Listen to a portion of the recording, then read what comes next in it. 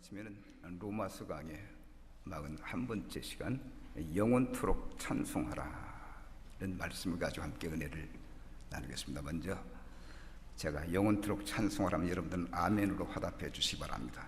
영원토록 찬송하라. 한 번 더 영원토록 찬송하라. 예, 우리가 인생을 살면서 찬송을 해야 할 줄로 믿습니다. 하나님 감사합니다. 하나님 고맙습니다. 하나님의 영광이 참으로 놀랍습니다. 이렇게 우리가 찬송하며 살아야 한다는 겁니다. 여러분, 은혜로 사는 인생인데 찬송하지 못할 이유가 뭡니까? 이 말은 찬송을, 하나님 찬송을 쉬지 말자는 겁니다.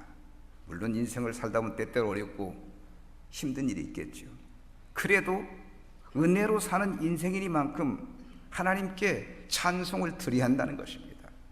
여러분, 하나님의 전능하심을 찬송하시고 하나님의 부유하심을 찬송하시고 하나님의 지혜를 찬송하세요.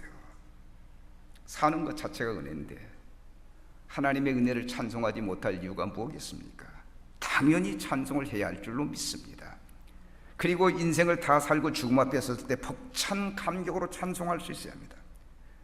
실제로 믿음으로 인생을 산 사람들이 이렇게 찬송하면서 하나님 나라에 갑니다. 곰곰이 한번 생각해 보세요. 인생을 저 천국을 소망하며 살아왔는데 이제 하나님 앞에 가게 되었으니 이게 얼마나 감사합니까? 당연히 찬송하고 가야죠. 저는 목회하면서 그런 분을 본 적이 있습니다. 죽음이 임박하다는 소식을 듣고 제가 이제 신방 가방을 챙겨 들고 가서 임종 예배를 드릴 때 이분이 너무도 평안한 가운데 저를 맞고 그리고 식구들에게 유언을 하고 그리고 찬송을 부르는 겁니다. 370장 주 안에 있는 나에게 딴 근심이 있으랴. 이 찬송을 그냥 죽을 힘을 다하면서 그 찬송을 부르는 겁니다. 그 찬송을 마치고 평안하게 눈을 감는 거였습니다.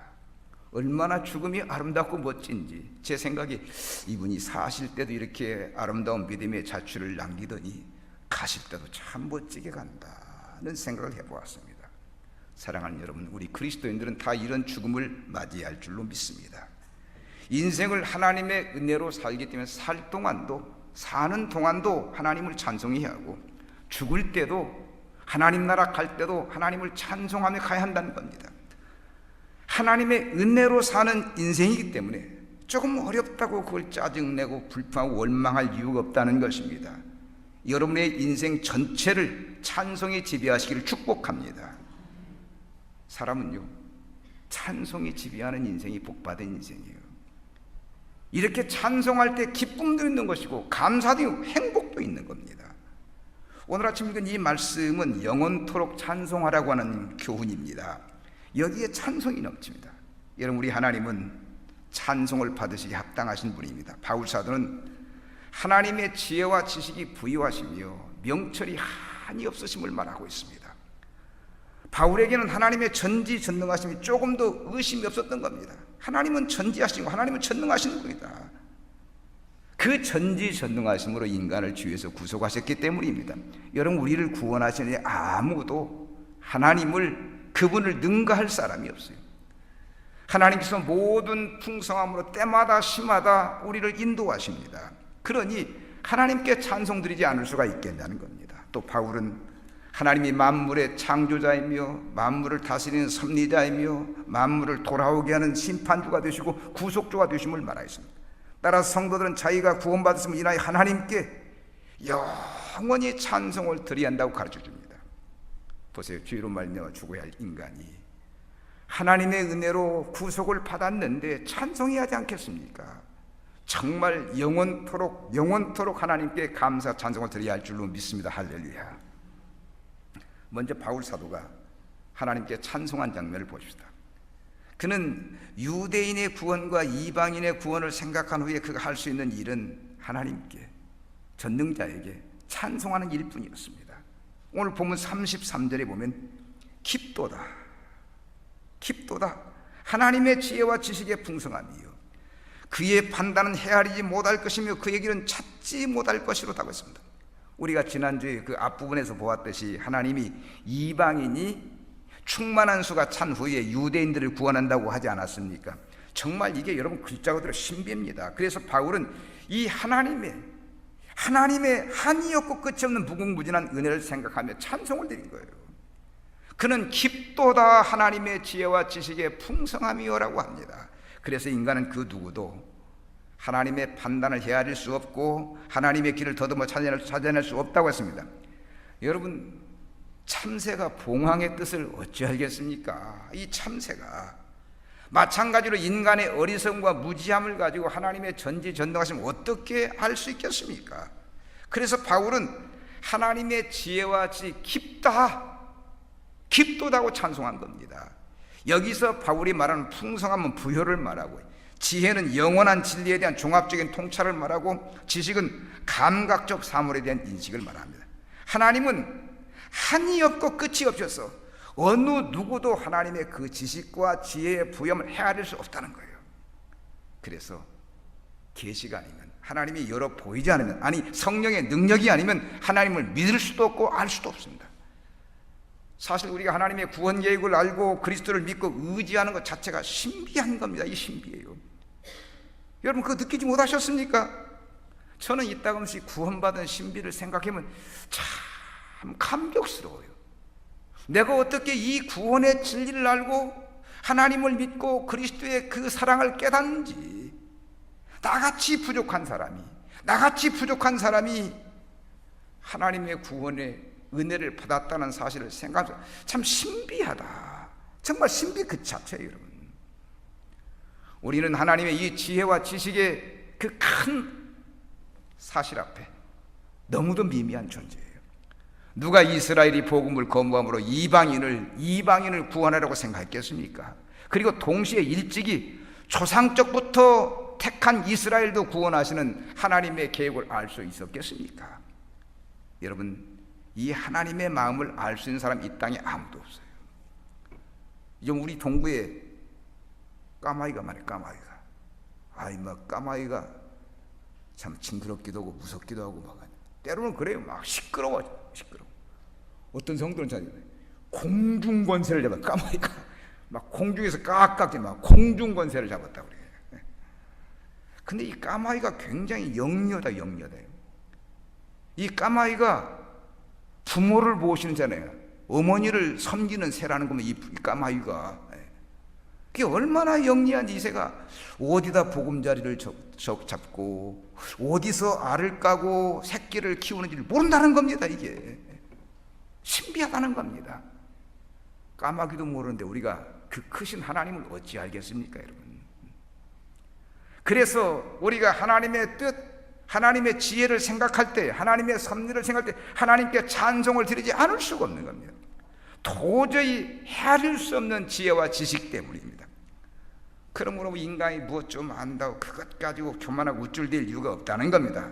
여러분, 아무리 인간 과학이 우주시대, 이 광활한 우주시대를 열었다 해도 하나님의 지혜와 지식이 별거 아니에요. 여러분, 우리가 조족지혈이라는 조족지혈, 세 발의 피라는 말을 하는데 정말 세 발의 피밖에 안 되는 것입니다.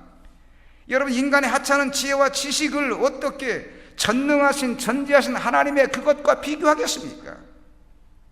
미국의 맥도날드 항공기 제조회사의 부사장인 월더 버크시가 있었습니다. 그는 달나라 계획을 해서 아폴로 계획의 예비 단계로 2인승 우주 비행기에게 총책임자였습니다. 저는 우주를 위해서 일하는 분들 보면 대단하다는 생각이 들어요. 우리가 이 지구도, 이 작은 지구도 넓어서 못 가보는 데가 많고 알지 못하는 게 많은데 저들은 우주를 넘느니. 아무튼 이 월더 버크는 우주를 비행할 준비를 하고 있었습니다. 어느 주일 그가 주일학교 아이들을 가르쳐 줄 때 인터뷰 요청이 왔습니다. 기자가 처음 질문으로 그에게 이렇게 말했습니다. 우주선 계획을 지휘하는 위대한 과학자가 하나님을 믿고 그리고 성경을 가르친다는 것이 조금 모순이 되는 거 아닙니까? 이런 식의 얘기를 한 겁니다. 우주를 유형하는 그 과학자라면 굉장히 논리적이고 합리적이고 수리적이고 지식적이야 하는데, 비과학적인 성경 그리고 보이지도 않는 하나님을 운운하면서 어떻게 과학을 연구하냐, 그 얘기입니다. 이 질문에 그는 과학이나 우주 교육 개발에 있어서 나에게 성경을 버리도록 한 어떤 오류나 내가 믿는 나의 구주 예수 그리스도를 부인하게 하는 어떤 요소도 전혀 발견할 수 없었습니다. 우주시대가, 이 광활한 우주시대가 내 자신의 영적 질을 더 심오하게 만들었다고 했습니다. 정말 이 월터 버크는 굉장히 믿음이 좋은 사람이었습니다. 오히려 우주에 대한 연구가 신앙생활의 영적 생활에 큰 도움이 된다는 겁니다. 그러기에 자기는 그전보다 더 열심히 성경을 읽으며 그전보다 더 과학에서 얻는 것이 성경에서 있다는 사실을 깨서 그 성경을 더 열심히 읽는다고 했습니다. 하나님을 믿고 성경을 읽는 게 그만큼 유익하다는 겁니다. 여러분, 인간이 생각할 때 이 과학이라는 게 대단하게 보이지, 하나님 편에서는 이 과학도 별게 아닙니다. 여러분, 아주 적은 것에 불과하다는, 정말 글자도 세 발의 피지요. 이 월터 버크는 하나님의 큰 지혜와 지식 앞에 압도당해 있는 사람이었습니다. 당연한 일입니다. 이것을 모르고 함부로, 그 작은 지식 가지고 함부로 하나님을 변론하면 안 된다는 겁니다. 사실 하나님의 지혜와 지식의 풍성을 아는 사람들은 그저 하나님께 찬송을 드리는 게 전부라. 이게 전부입니다. 여러분, 하나님께서 이 광활하고 넓은 영원한 우주를 통치하시고 다스리니 말입니다. 때문에 당연히 찬송을 해야죠. 그런데 그 하나님 오늘 우리에게 놀라운 지혜와 지식으로 함께 하시는 걸 믿으시기 바랍니다. 즉, 여러분의 삶 속에, 여러분들의 생활 속에 하나님의 신비한 섭리가 숨어 있다는 거예요. 이걸 모르고 내 삶 속에 숨어 있는 하나님의 신비를 그 눈앞에 있는 것만 가지고 감정으로 치우치고 사람끼리, 이게 얼마나 부끄러운 건지. 그냥 좋으면 좋다고 싫으면 싫다고 말하고, 하나님께서 나를 통치해서 나를 타는데 그렇게 간단하게 세상을 살 이유가 없는 겁니다. 살아서는 안 되는 것도. 우리의 감정 속에, 우리의 생활 속에, 우리의 지식 속에 하나님이 세밀하게 간섭하고 있는 겁니다. 왜 우리가 그것을 깨닫지 못하는지. 미국의 재벌들은 사랑하는 아들을 다른 회사로 보내서 그 회사의 영업이며 그 회사 운영하는 분에게 다 배우게 만든다는 겁니다. 밑바닥부터 훈련받게 만든다는 거예요. 그 이유가 어려운 일을 겪어보아야 오히려 큰 인물로 쓰임받기 때문입니다. 맞는 말입니다. 우리도 생활 속에 종종 어려웠던 일, 힘들었던 일이 그게 유익한 경우가 얼마나 많습니까? 이게 다 합력하여 선을 이루는 하나님의 뜻인 것 믿으시기 바랍니다. 이걸 아는 사도 바울은 하나님의 지혜, 하나님의 섭리의 놀라움을, 이 신비를 갖다가 찬양한 거죠. 이런 찬송이 나와야 성숙한 사람입니다. 그래서 우리는 하나님을 섬기고 사는 신앙생활 어렵다고, 그냥 힘들다고 원망하고 불평하는 우울을 보면서는 안 된다는 거예요. 하나님의 사랑을 정말 한다고 한다면, 하나님의 신비를 정말 한다고 한다면, 이것을 향한 하나님의 또 다른 섭리가 무엇일까? 왜 이렇게 나를 힘들게, 왜 이렇게 어렵게 만들까? 여러분, 고난하면 욥을 우리가 빼놓을 수 없지 않습니까? 욥은 하루아침에 모든 재산 다 날리고 10남매 다 죽고 설상가상으로 자기 몸에 그 무서운 악창이 돋고 아내 떠나고 친구들 떠나고 다 없는, 정말 이 세상에 홀로 외로이 서 있는데도 불구하고 그는 하나님 부인하지 않지 않습니까? 주신 자도 하나님이고 취하신 자도 하나님 영광을 받으십시오. 할렐루야. 이런 환난 속에서도 하나님을 찬양하는 지혜자가 있는가 하면, 그냥 감정 좀 건드렸다고 그냥 이랬다 저랬다는 우리의 모습이 얼마나 부끄러운지. 그렇습니다. 우리는 어려움을 당할 때, 시험을 당할 때 그 속에서 깊은 하나님의 섭리를 발견해야 해요. 여러분, 인간이 원망하고 미워하고 시기하고 이거 가장 어리석은, 가장 어리석은 거예요. 모든 것이 다 하나님의 선하신 뜻대로, 공중에 나는 새 한 마리 들어도 하나님의 뜻 가운데 인간의 머리카락까지 헤아리시는 게 하나님의 섭리인데, 그 어려움 속에, 그 문제 속에 하나님의 섭리가 있지 않게 그냥 무조건 찬성해야죠. 근데 이게 쉽지 않다는 거예요. 깊이 생각하는데 그냥 나중을 보지 않고 그냥 현실만 보고 얘기하는 겁니다. 사랑하는 여러분, 어려움이 있을 때, 힘든 일이 있을 때 무조건 하나님의 사랑을 믿고 찬송해 보세요. 아멘. 문제 있을 때 찬송해 보시라는 거예요. 처음에는 몰라서 찬송을 드려도 나중에는 그것이 이해가 되기 때문입니다. 우리 하나님이 제일 좋아하는 게 찬송입니다. 그런데 찬송하면 하나님만 기쁘면 나도 기쁘다는 겁니다. 이게 찬송의 신비다. 이게 찬송의 신비. 하나님의 마음을 알면 절로 찬송이 나오지요. 오늘 보면 34절 35절 보십시다. 누가 주의 마음을 알았느냐? 누가 그의 모사가 되었느냐? 누가 주께 먼저 들여서 갚으심을 받겠느냐? 그렇습니다. 아무도 주의 마음을 알 수 없어요. 그 주님의 그 간절한 마음, 그 신비한 마음을 알 수 없다는 겁니다. 이 세상 누구도 하나님의 뜻이나 마음을 알 수 없다는 겁니다. 여기서 모원자는 조언자, 그 대화 상대자를 말하는데, 하나님께는 그런 자가 필요 없다는 그 이유는 완전하신 하나님만이 자신의 하실 일을 판단하고 시행할 수 있기 때문입니다. 여러분, 우리 하나님은 스스로 있는 분 아니에요. I'm that I'm. 나는 스스로 있는 자다. 하나님은 스스로 있는 분입니다. 그만큼 완전하고 완벽하고 전능하신 거예요. 세상에 누가 완전하고 완벽하다고 하십니까? 누가 전능합니까? 하나님뿐 아닙니까, 여러분? 보세요. 하나님은 전지전능하신 분은 모든 걸 할 수 있고 모든 걸 아시는 분입니다. 그래서 무엇을 하실 때 지혜와 지식이 부족해 인간에게 도움을 요청하지 않습니다. 무엇이든지 하나님은 홀로 계획하시고 홀로 섭리하시고 홀로 이끌어 가시는 겁니다. 그런 지혜와 지식으로 우리도 한번 택하시면 당신의 뜻대로 이런 환경 저런 환경 좌지우지하면서 이끌어 나가시는 거예요. 얼마나 하나님이 크신 분인지, 이렇게 크신 하나님이 하시는 일 누구도 참견할 수 없습니다. 그냥 모르니까 원망하고 불평하고 모르니까 짜증내는 것이지, 하나님의 큰 섭리를 안다고 한다면 그 누구도 그냥 철로 머리를 숙이는 거죠. 하나님을 찬송하지 않을 수 없는 겁니다. 그런데 하나님의 지혜와 지식을 모르고 자기 뜻대로 한다고, 하나님 이렇게 해주십시오, 하나님 이렇게 해주십시오. 하나님이 이끌어 가시는데 자기 마음도 안 돼. 하나님 이렇게 해도 저렇게 해달라. 그건 아니라는 겁니다, 여러분. 물론 믿음이 어릴 때는 그럴 수가 있겠죠. 하나님이 다 챙겨주시는데 그걸 모르고 못 믿기 때문에. 그러나 믿음이 장사하면 다 맡깁니다. 하나님 알아서 하십시오. 하나님 내 모든 재산 가져가서 하나님 영광 받으시오. 내 10남매 데려가서 하나님 영광 받으시오. 내 몸에 좋습니다. 하나님의 또 다른 뜻이 있겠지요. 이게 하나님의 신비를 아는 자의 모습입니다. 생각해 보세요. 내가 하고 싶은 대로 해서 과연 하나님을 기쁘게 해줄 수 있겠습니까? 내가 하고 싶은 대로 해서 우리 뜻이야 뻔하지 않으면 잘 먹고 잘 살고 그냥 여행 다니고 멋지게 사는 거, 이게 전부가 아닙니다, 여러분. 인생 부귀영화가 전부가 아니라는 겁니다. 부귀영화가 전부일 것 같으면 이 솔로몬이 세상 만사 헛되고 헛되다. 사랑하는 여러분, 인생의 중요한 건 나의 영광이 아니라 하나님의 영광을 왜 모르십니까? 하나님이 영광 받는 그 영광이 바로 내 영광이지요. 그래서 믿음의 사람들이 자기를 버리고 하나님을 기쁘게 하고 영화롭게 하는 거 아니겠습니까? 자기를 버리고 자기 직업도 버리고 자기 모든 거 삶의 도구 다 버리고 그리고.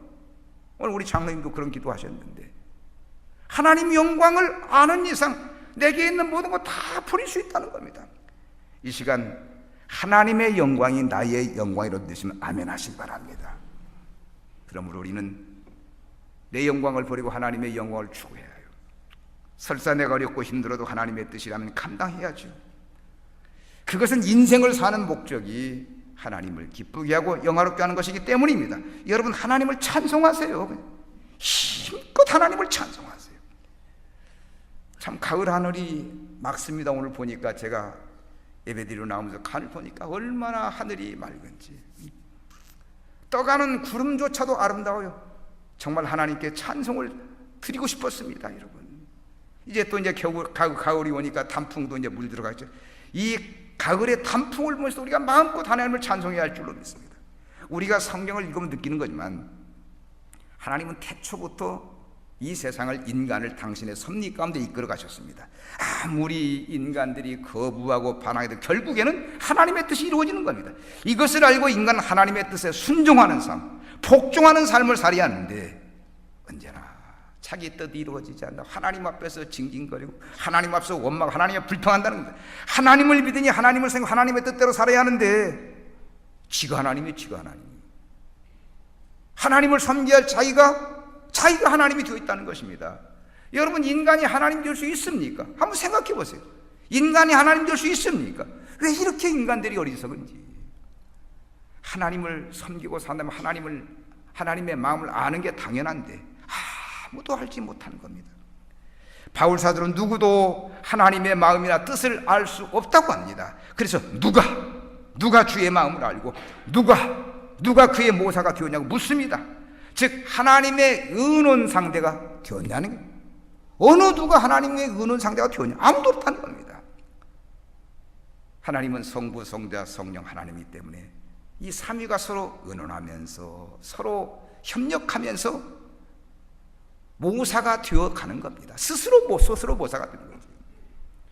우리는 모든 것을 완전하게 이루신 하나님의 섭리 앞에 무엇을 하겠다고 교만하면 안 됩니다. 항상 겸손해야죠. 여러분 겸손하세요.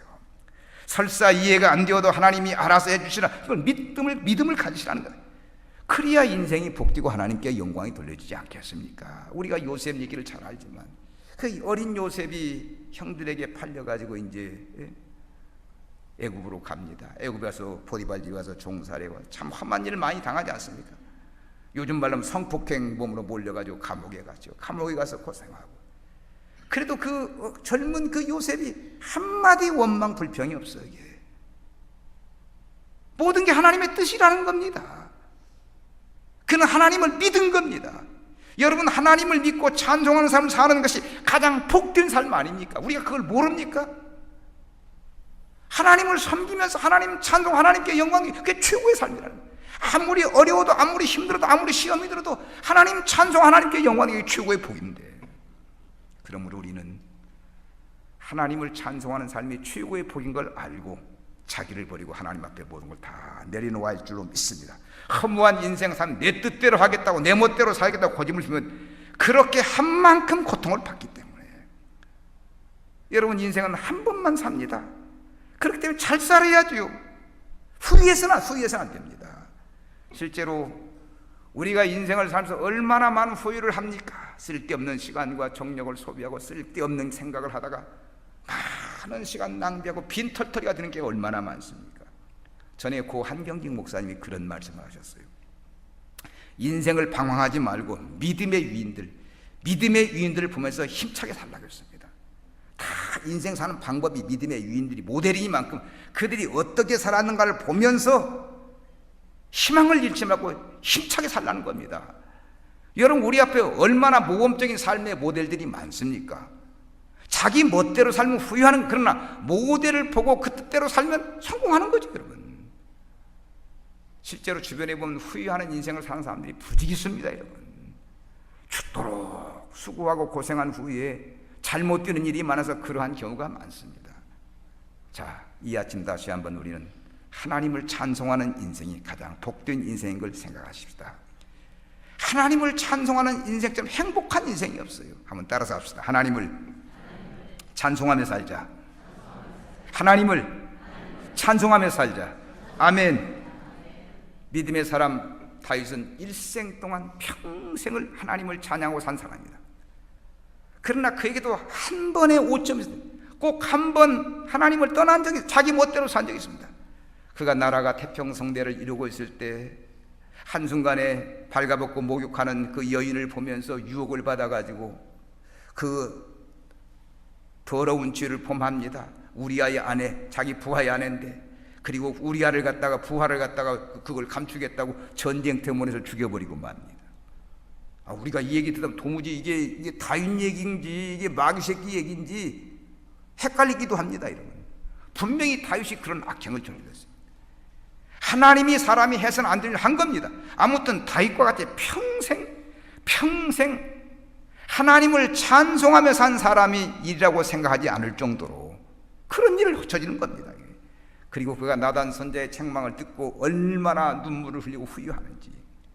그래서 우리가 인생을 살면서 정말 넘어질까 쓰러질까 조심해야 합니다.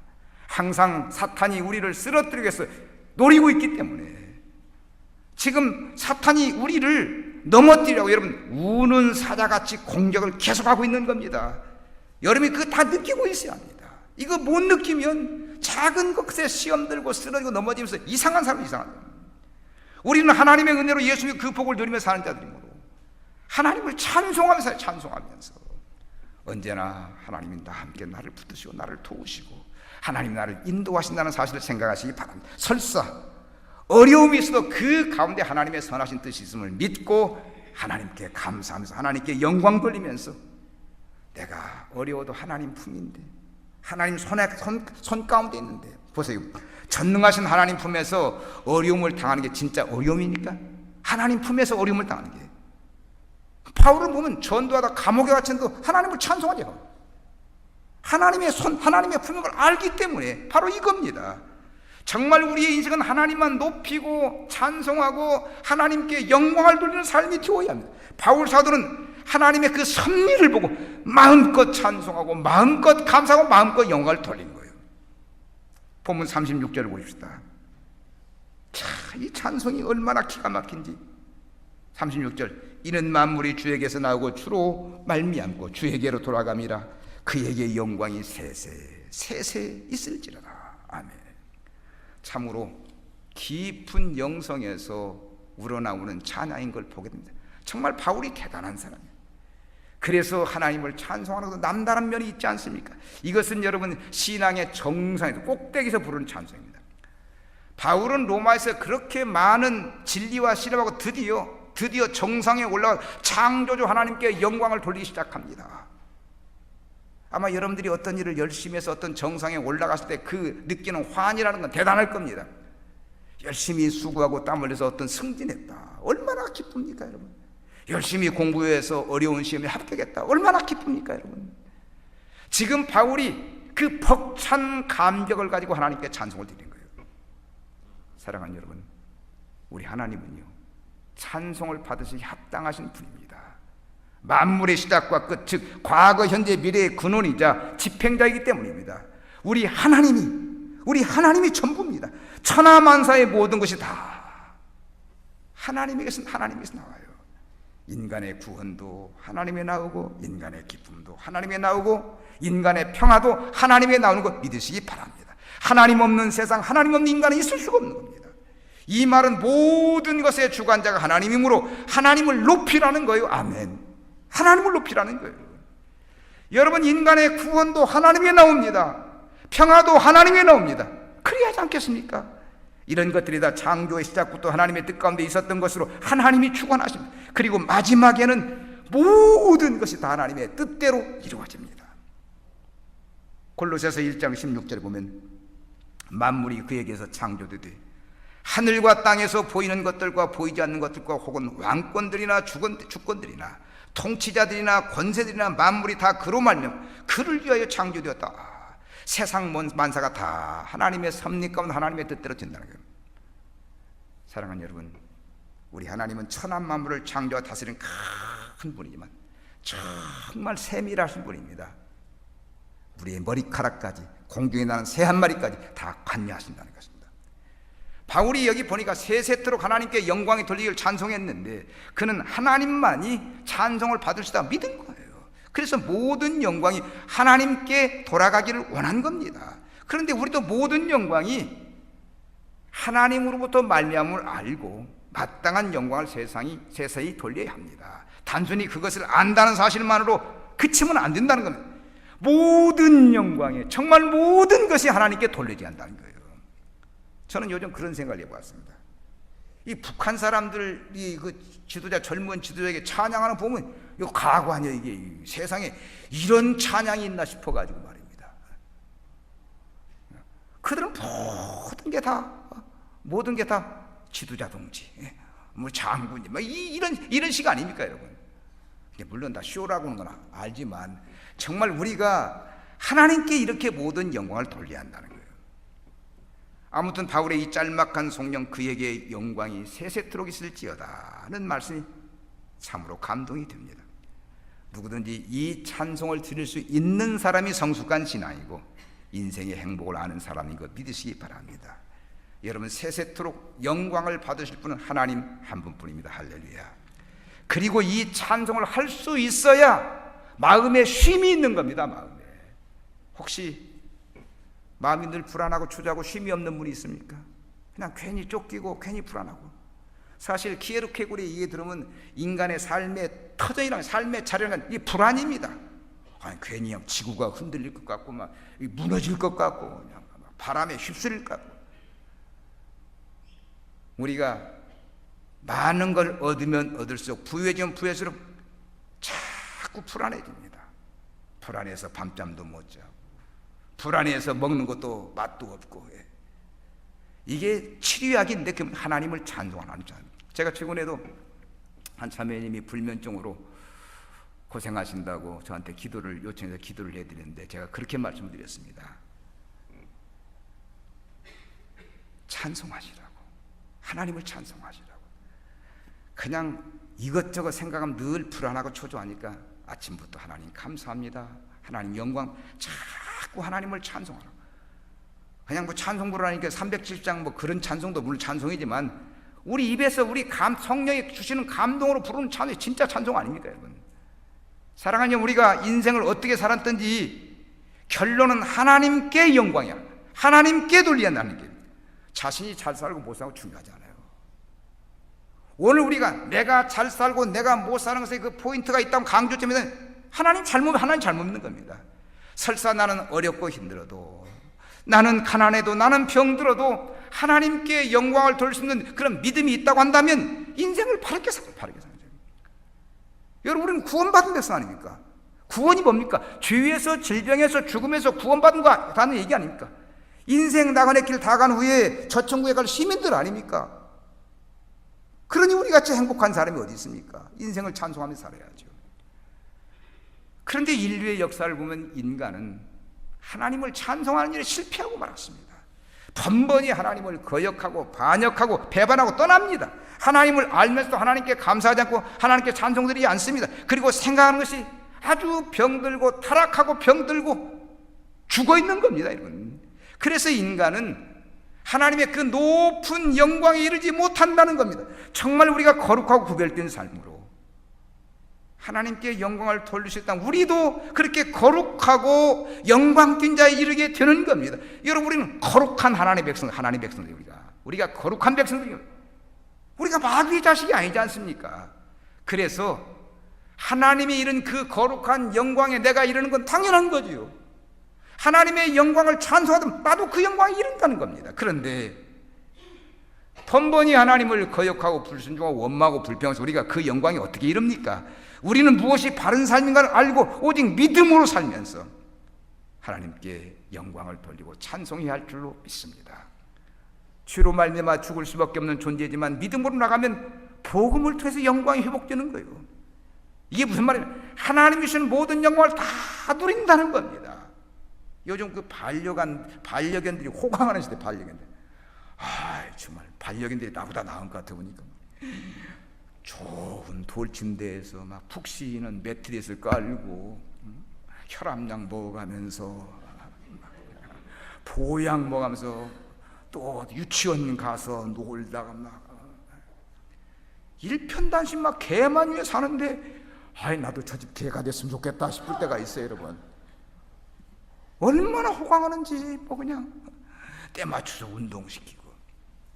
여러분, 반려견이 주인을 잘 맞으면 그렇게 호강하는데 우리는 하나님 잘 맞는 거 믿으시기 바랍니다. 하나님이 우리를 그렇게 알듯 살듯 돌보시는 거예요. 왜 우리가 그 하나님의 큰 사랑을 모르는지 이걸 느끼면 늘 찬송해야 하는데 오늘 우리가 찬송하지 않기 때문에 모든 게 다 막혀버린 겁니다.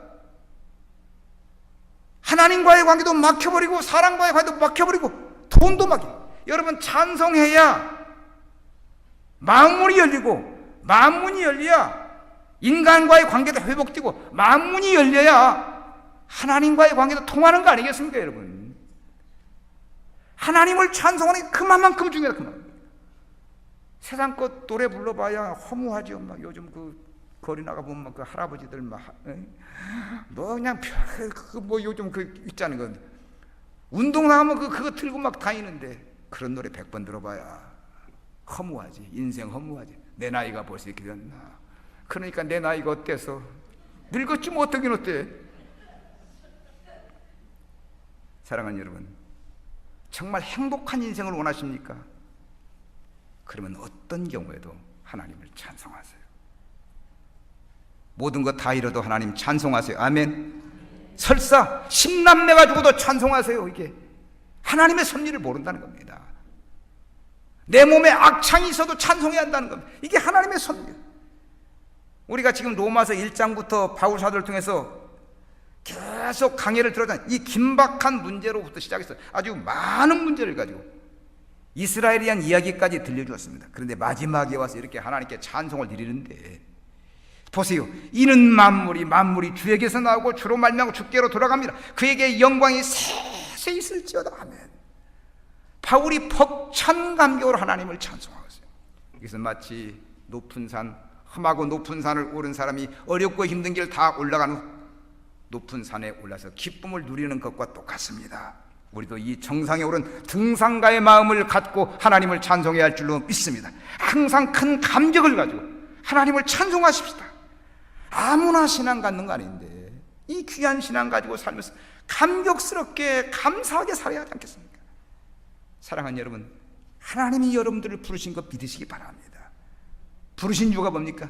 인생을 감사하면서 찬송하면서 영광되게 최고의 삶을 살라고 불러주신 겁니다. 모든 것이 다 하나님의 섭리와 지혜 가운데 되기 때문에 하나님을 찬송하면서 사는 건 마땅한 거예요. 바울 사도는 이 아침 영원토록 찬송하자고 우리에게 어우르고 있습니다. 영원토록 찬송하시기를 축복합니다. 다시 한번 곰곰이 한번 생각해보세요. 우리가 하나님의 은혜로 살지 않습니까? 하나님이 도우시고 하나님이 지키시고 하나님이 인도하시는 은혜로 사는 거 아닙니까? 그러므로 하나님께 찬송하는 사람은 당연한 겁니다. 이 아침 이 자리에 여러분의 심령 속에 하나님을 찬송하는 소리가 충만하시기를 주님의 이름으로 축복합니다.